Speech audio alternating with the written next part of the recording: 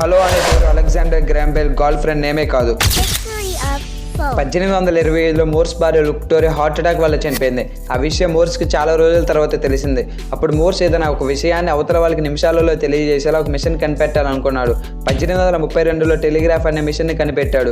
ఈ telegraph Morse code ద్వారా పనిచేస్తుంది. మోర్స్ కోడ్లో కొన్ని లెటర్స్ అండ్ నెంబర్స్ ఉంటాయి.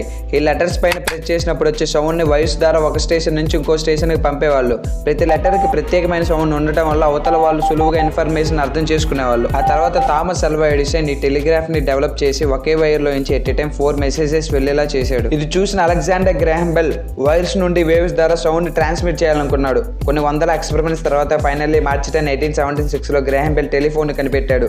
టెలిఫోన్లో గ్రాహం బెల్ మాట్లాడిన మాట అంటే అతని గర్ల్ ఫ్రెండ్. హలో అనే వర్డ్ నిజానికి టెలిఫోన్ కనిపెట్టక ముందే అంటే 1927లోనే యూజ్ చేసేవాళ్ళు. థామస్ అల్వా ఎడిసన్ హలో అనే వర్డ్ని